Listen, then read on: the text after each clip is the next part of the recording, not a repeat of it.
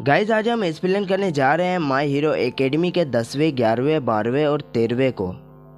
जैसा कि हमने नेक्स्ट वीडियो में देखा था कि बहुत सारे विलन एक टोटल से बाहर निकलते हैं और खुद को लीव ऑफ विलन पुकारते हैं। चलो अब हम बात करते हैं नेक्स्ट वीडियो की। एपिसोड की शुरुआत होती है कि बहुत सारे विलन होते हैं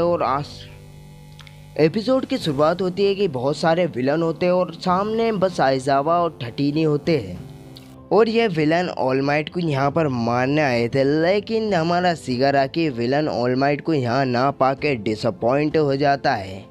अब आइजावा अकेला ही छोटे मोटे विलनों की धुलाई करने लगता है।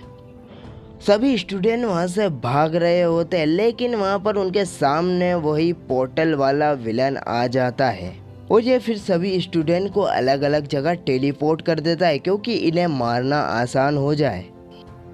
और इन्होंने यहाँ के सारे नेटवर्क भी जाम कर दिए हैं क्योंकि ये अपनी हेल्प के लिए किसी को नहीं बुला सके। और एक तरफ हमारा डेकू वहाँ पर पानी में जाके गिरता है, लेकिन उसे सुयू बचा लेती है और उसके साथ मिनाटा भी होती है। और हमारे सारे बेचारे स्टूडेंट्स विलनों से लड़ रहे होते हैं क्योंकि इनके पास कोई दूसरा ऑप्शन नहीं था।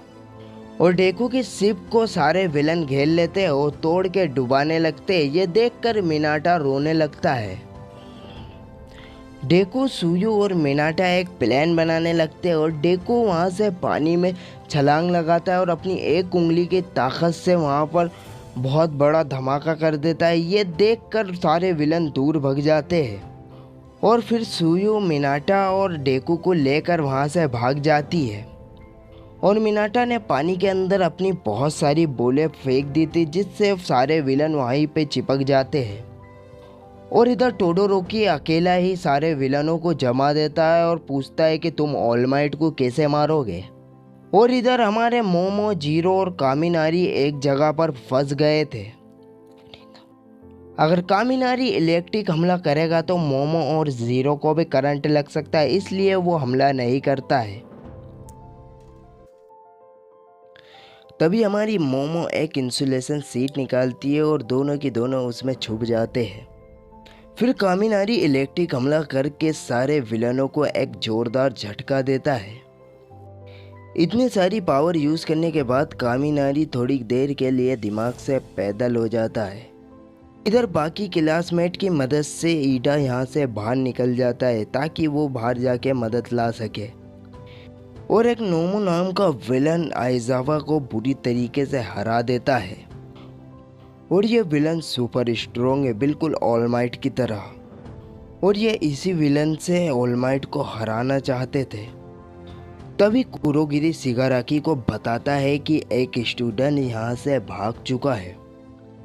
ये सुन सारे विलन ये मिशन छोड़कर यहाँ से भागने लगते हैं क्योंकि ये अब ज़्यादा हीरो से लड़ नहीं सकते। ये सुनकर डेको और उसके दोस्त बहुत खुश हो जाते हैं जो छुपकर ये सब देख रहे थे। शिगाराकी इनमें से कुछ स्टूडेंट को मारना चाहता था।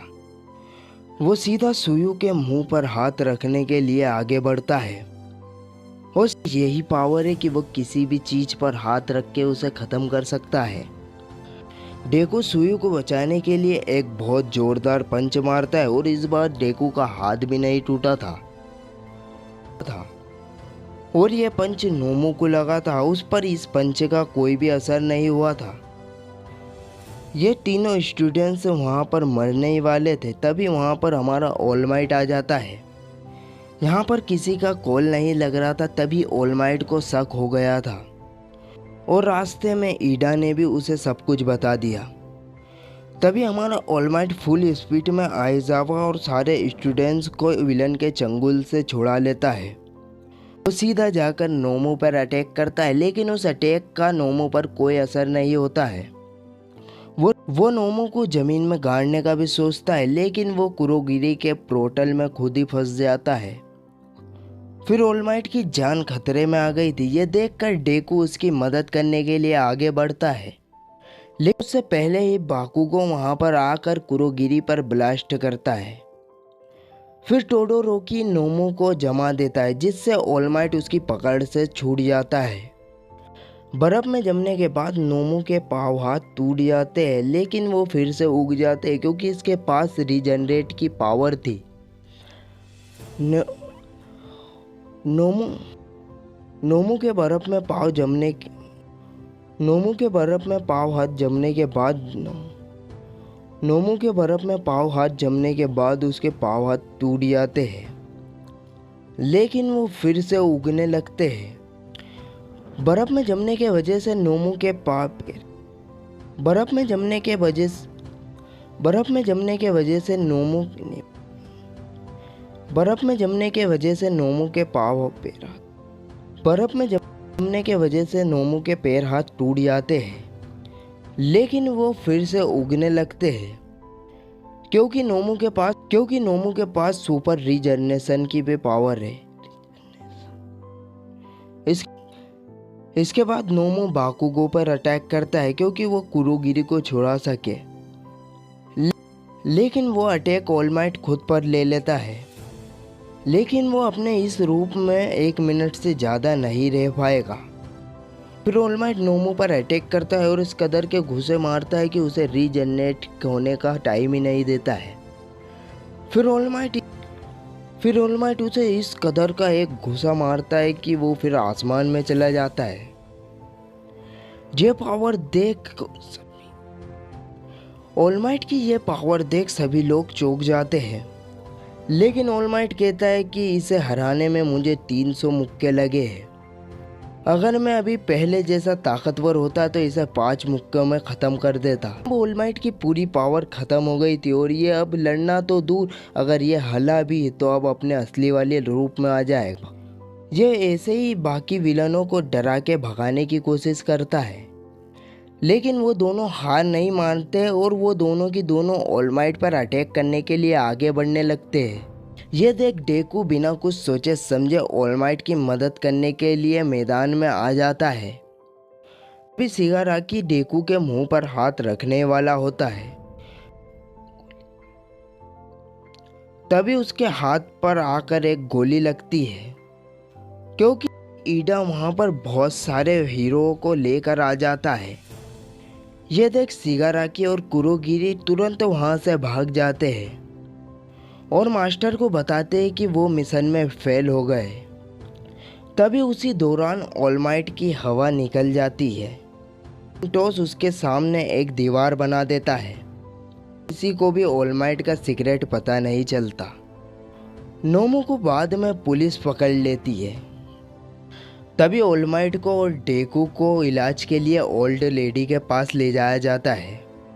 इस लड़ाई के बाद ऑल माइट 1 घंटा ही अपने मस्कुलर फॉर्म में रह सकता है।